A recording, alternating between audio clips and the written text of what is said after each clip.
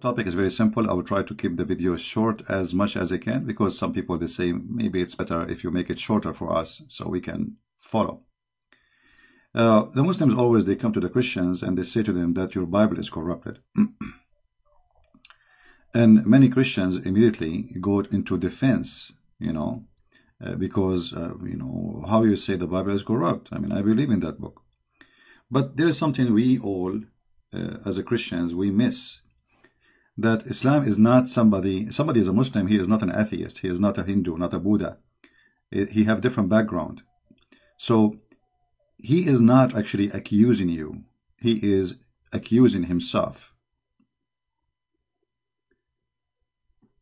To make it simple for you, if we go to the yellow pages of Muhammad and we type the word Injil in the search engine,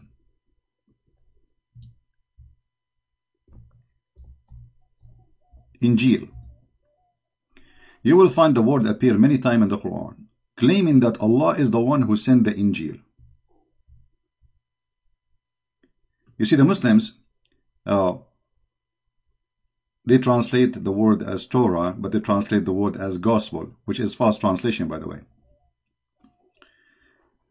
Because you cannot change the name if it is coming as Injil. Why you use the word gospel?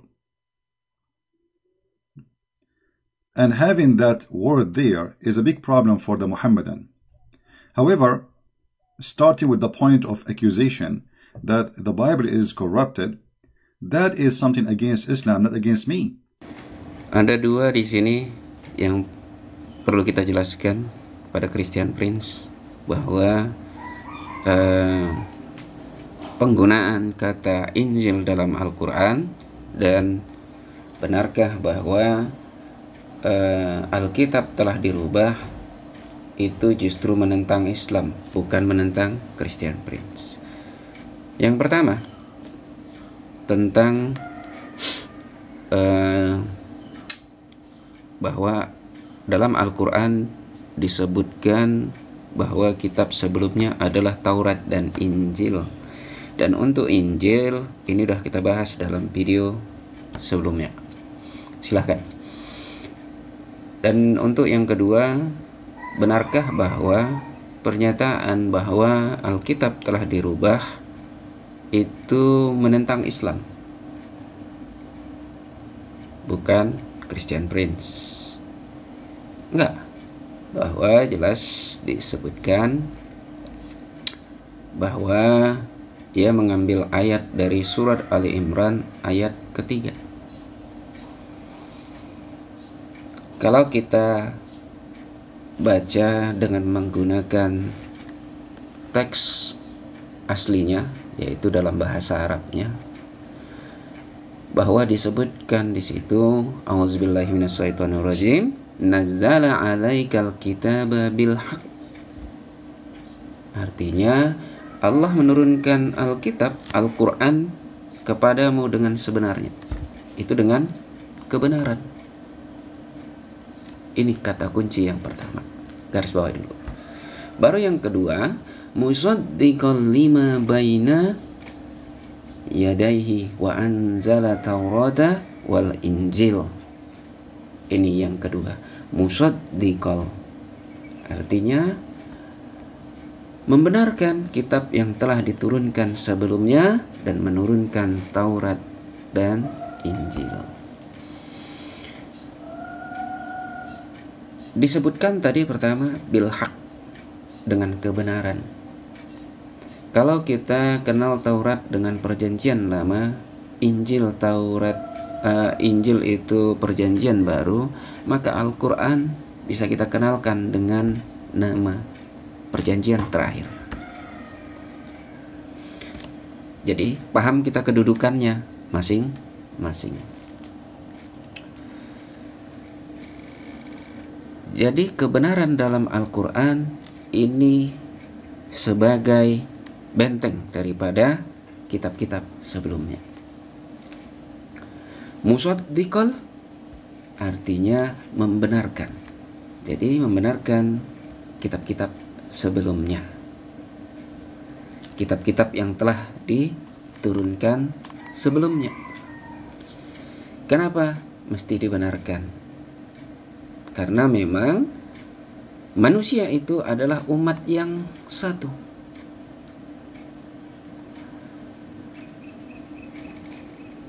Ini disebutkan di surat Al-Baqarah. Jadi umat ini mulai dari Nabi Adam sampai akhir nanti itu adalah umat yang satu. Para nabi diutus Allah sebagai memberi peringatan, dan bersama mereka diturunkan kitab yang benar untuk memberi keputusan tentang perkara yang mereka perselisihkan. Maka jelas bahwa para nabi itu juga adalah sama. Mereka adalah muslim. Disebutkan dalam surat Al-Baqarah 136. Katakanlah kami beriman kepada Allah dan apa yang diturunkan kepada kami dan apa yang diturunkan kepada Ibrahim, Ismail, Ishak, Yakub dan anak cucunya, dan apa yang diberikan kepada Musa dan Isa, serta apa yang diberikan kepada nabi-nabi dari Tuhannya. Kami tidak membeda-bedakan seorang pun di antara mereka, dan kami hanya tunduk patuh kepadanya. Kalau kita kembalikan ke teks aslinya Arabnya, wa nahnu lahu muslimun. Artinya apa? Ibrahim, Nabi Ismail, Nabi Ishak, Yakub, anak cucunya, Nabi Musa, Isa, dan lainnya itu adalah muslim. Kitabnya juga sama, berasal dari Allah yang satu, Allah yang sama. Itu tadi, membenarkan kitab-kitab yang telah diturunkan kepada mereka. Lalu selanjutnya, bahwa Al-Quran juga membenarkan apa yang menjadi pertentangan pada kitab-kitab sebelumnya. Kita ketahui bahwa ahli kitab itu saling bertentangan. Ahli Taurat bertentangan dengan ahli Injil, dan Al-Quran membenarkan apa yang mereka pertentangkan. Makanya bisa kita sebut tadi perjanjian terakhir, karena ada pertentangan antara perjanjian lama, perjanjian baru, yang di antara para ahli tersebut. Di Al-Baqarah 113 itu disebutkan bahwa orang-orang Yahudi berkata, orang-orang Nasrani itu tidak mempunyai pegangan. Dan orang Nasrani pun berkata, orang Yahudi itu tidak punya pegangan. Padahal mereka sama-sama membaca Alkitab. Ini disebutkan di surat Al-Baqarah. Demikian pula orang-orang yang tidak mengetahui mengatakan seperti ucapan mereka. Jadi orang-orang yang belakangan ini pun yang mengikut seperti apa yang mereka lakukan. Dan Allah berfirman bahwa Allah akan mengadili di antara mereka pada hari kiamat tentang apa yang mereka perselisihkan. Jadi jelas Al-Quran itu diturunkan dengan kebenaran, membenarkan kitab-kitab yang sebelumnya. Jadi membenarkan apa yang telah diturunkan hukumnya pada kitab Taurat dan Injil, lalu membenarkan apa yang terjadi pertentangan di dalam kitab sebelumnya. Mungkin ini dulu sementara, mungkin Christian Prince bisa membahasnya lagi apa yang menjadi unek-uneknya. Cuman yang pasti itu tadi, membaca ayat Ali Imran 3 ayat ketiga yang dibacakannya itu harus dengan utuh. Oke, silakan lanjut Christian Prince. Because as long as the Muslims agree that this book is sent by Allah, the question is how stupid Allah to the point anyone can corrupt his book, because responsibility of the book preservation belong to God, for this is his book, not my book. You see, when I say the Injil is my book, this is not accurate, because this is the book of God. So the one who should preserve the book is the author of the book. So if the Muslims saying to us that the Bible is corrupted, they are shooting at their God, proving to us that Allah is a fufu fifi mimi. Anyone can spank him, change his book. So if you are speaking to a Muslim and he says to you the Bible is corrupt, say to him, okay, the Bible which Allah has sent is corrupt. In a second you will see he changes mood, he will change the topic. Because it's stupid, it's funny, and it's an insult to his God, not to you. Secondly, the second question you should ask the Muslim, okay, Allah he sent the Injil. Did he allow it to be corrupted or he himself corrupted? If he say he allowed it to be corrupt, that's mean Allah is shaitan. Because the purpose of this book to be sent is not to corrupt people, it's to help them. So if Allah allowed the book to be corrupted, that means Allah himself is using his book to corrupt society by allowing someone to play with it. Christian Prince berprasangka bahwa Alkitab sebelum Al-Quran telah dirubah, berarti Allah mengizinkan manusia menjadi permainan.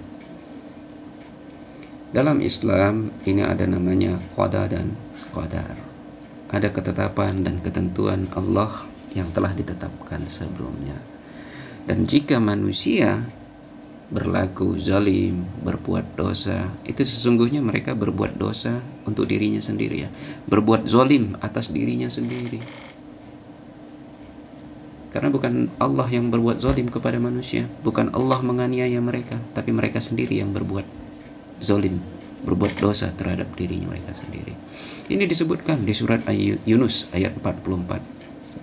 Sesungguhnya Allah tidak berbuat zalim kepada manusia sedikit pun. Akan tetapi manusia itu sendiri yang berbuat zalim kepada mereka sendiri. Mereka sesatkan diri mereka sendiri. Mereka tutupi mata mereka, mereka tutup telinga mereka, mereka tutup hati mereka dengan kebenaran. Sama juga kerusakan di bumi ini, tangan-tangan manusia sendiri yang berbuat. Di surat An-Anfal juga disebutkan di surat ayat 51-nya. Demikian itu disebabkan oleh perbuatan tanganmu sendiri. Sesungguhnya Allah tidak menganiaya hamba-hambanya.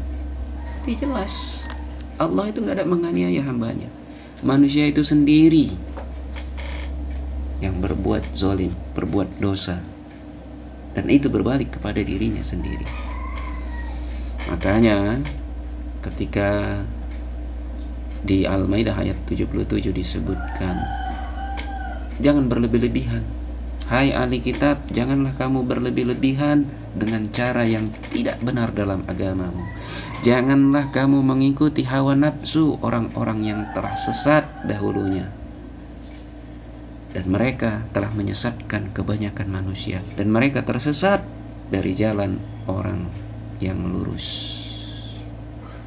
Itu makanya jangan menafsirkan Alkitab, jangan menafsirkan Al-Quran hanya dengan nafsu kita, dengan prasangka kita, sehingga kita jauh dari kebenaran.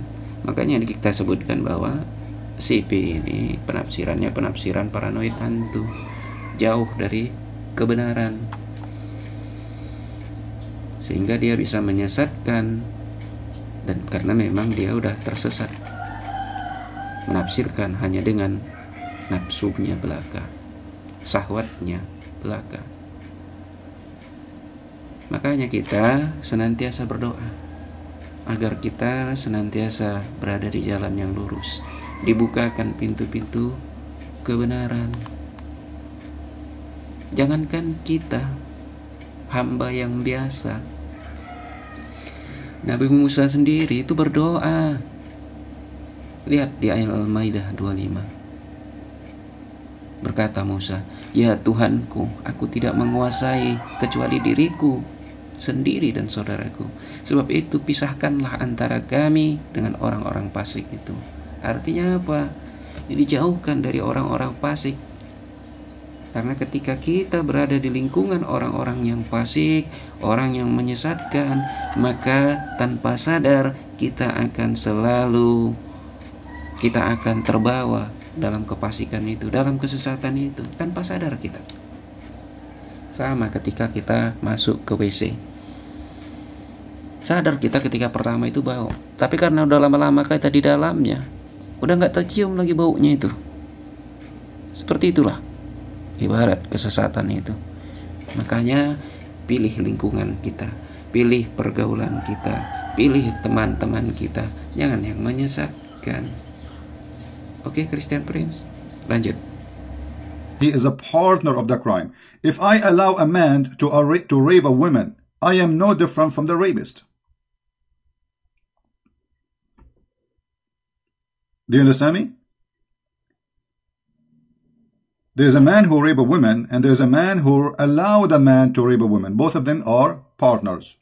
So if Allah allow anyone to corrupt his book, that's mean Allah is a partner in the corruption, and he is a corrupt God, and he is the devil. If the Muslims say he did not allow it, that's mean Allah does not prevail. Allah is not God. For if I can do something against his will, and this is against the teaching of Islam, because Muslims, they say everything happened by the will of Allah. And the Quran have tons of verses saying it clearly that even bad things, good things, doesn't matter what it is, it happened only by the will of Allah.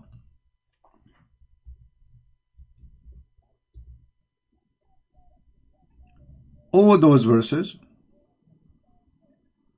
confirming to us that Allah is behind it.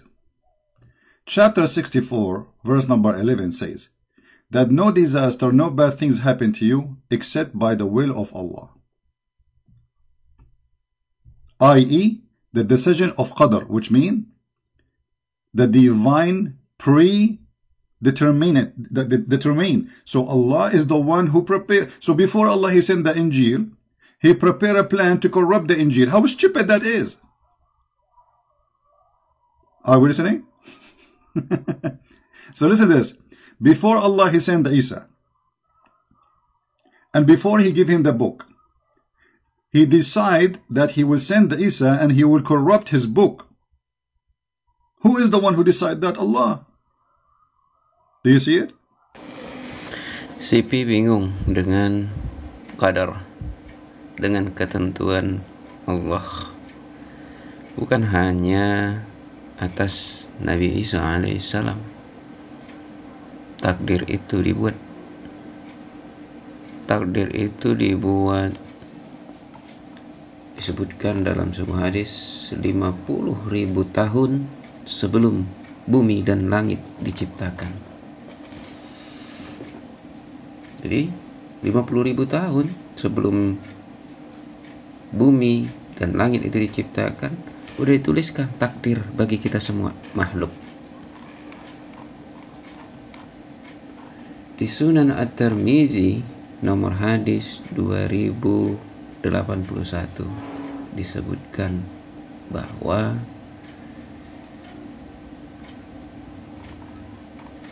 takdir Al-Quran itu adalah bagian daripada Ummul Kitab, Lauh Mahfuz,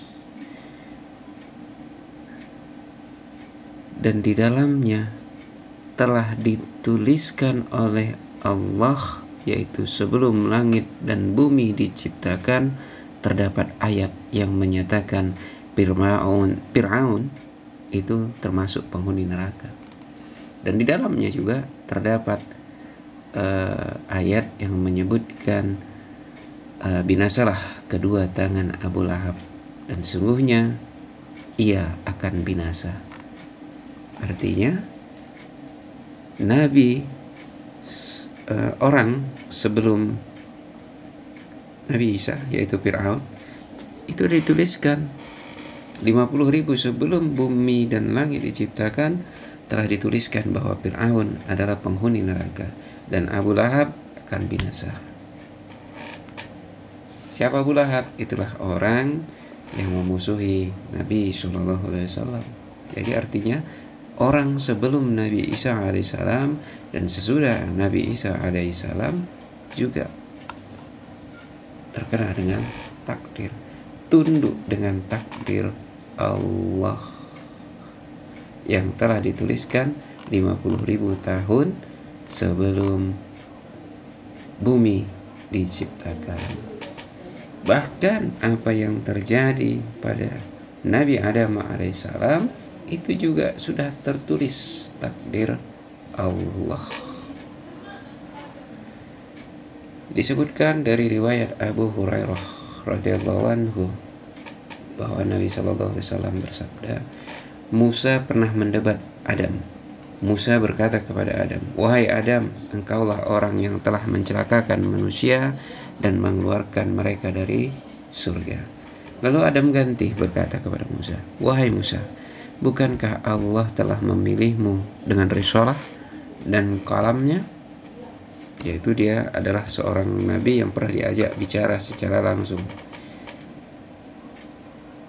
"Maka kenapa kamu mencelaku atas suatu perkara yang telah dicatat dan ditakdirkan kepadaku sebelum aku diciptakan?" Lalu Nabi SAW bersabda, maka Adam dapat mengalahkan Musa dalam debat itu. Ini disebutkan di Sahih Bukhari nomor hadis 4369. Artinya apa?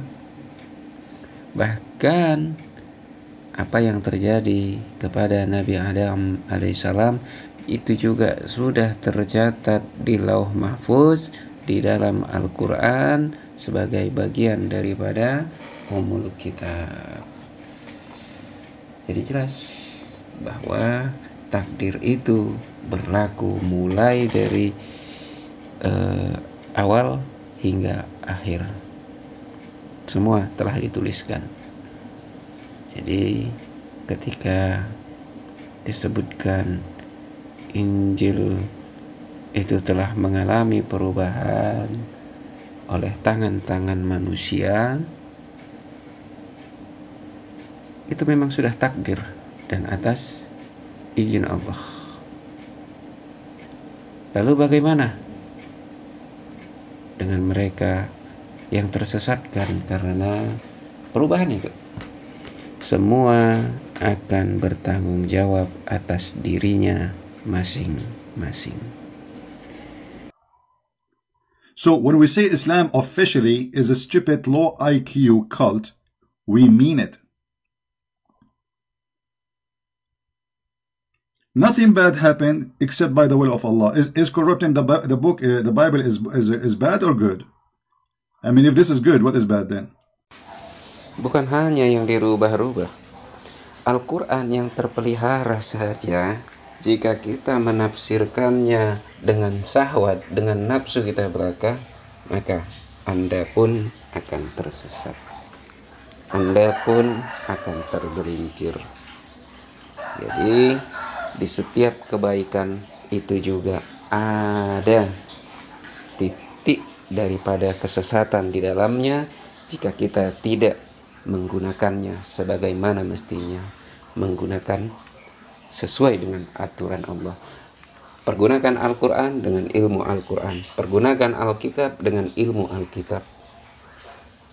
Sama seperti ketika pisau, mungkin pergunaannya itu untuk pisau daging, pisau untuk memotong sayuran, tapi itu bisa disalahgunakan ketika Anda gunakan untuk yang lain, yang justru bisa membuat dosa. Bisa. Jadi setiap kebaikan juga ada titik di situ kita bisa berbuat dosa, tergantung daripada hati Anda, syahwat Anda. Okay, Christian Prince? You know what I mean? So it's very easy to defeat this stupid cult. It just use their own animation against them. Don't yours. Don't waste yours. You know, the Bible says it clearly, you don't throw the jewels under the feet of those who don't respect it. And the purpose of this accusation is just to insult the Bible. because their prophet is not there, except he is the false prophet. Secondly, how in the word Allah he used the word Injil? You know, the Muslims, one of the funny things about Muhammadan, they are like people who repeat the same word, but they don't know what the word means. They keep saying to us that Jesus was sent to Israel. Jesus was sent to Israel. Well, Jesus was sent to Israel. Okay, we agree. Jesus came to his people, but he came for the whole world too. However, if he came to Israel, how his book in the Quran, his name is Injil? I mean, his people are Hebrew. They speak Hebrew. The name of the book is Greek. So imagine I am an Arab, and I am writing a book for the Arab, and my book in Japanese. Because the name of the book is telling you what is the language of the book. The language of the book is Greek. So did Allah send the Injil to the Greek or to the Hebrew? How stupid that is. Muhammad, the author of the Quran, he could not find another name. This is the only name he knew, that they call it Injil, the Greek name. So he decided to use the Injil. But that's mean that the book, all of it, is in a Greek. And that's mean Allah did not send his book to the Hebrew, because the book is in a Greek. He sent it to the Hebrew. You know, the Quran says, listen carefully, the yellow pages of Muhammad says, that Allah never sent the book except in the tongue of the people. Except what? In the tongue of the people. Chapter 14, verse number 4. We have not sent the messenger except with the language of his people, in order to make it clear for them. Very simple, very clear. So the message have to be in the language of the people, to the people, who is the messenger from the people. So based in this verse, Jesus was a Greek person, and his language is a Greek, and he was sent to the Greek.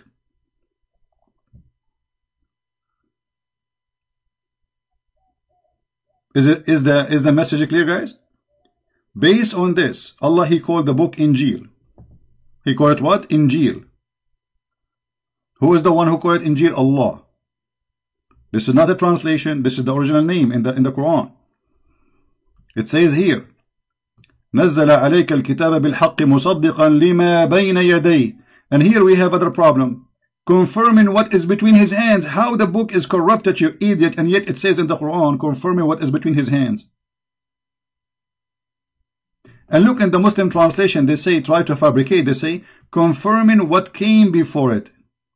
It doesn't say that in Arabic. It doesn't say that, CP. It says confirming what is between his hand. So every single verse in the Quran is stupid to the point will make you dizzy. Untuk pembahasan tentang bahwa Al-Quran menggunakan kata Injil dalam Al-Quran, ini sudah kita bahas dalam video sebelumnya. Silahkan bisa dilihat dalam pembahasan video sebelumnya, agar kita lebih fokus pada hal ini. Oke, terima kasih atas perhatian kita. Semoga kita selalu dalam hidayahnya, petunjuknya, berada kita dalam jalan yang lurus, tidak tersesat, dan pula tidak menyesatkan. Billahi taufiq wal hidayah. Assalamualaikum warahmatullahi wabarakatuh.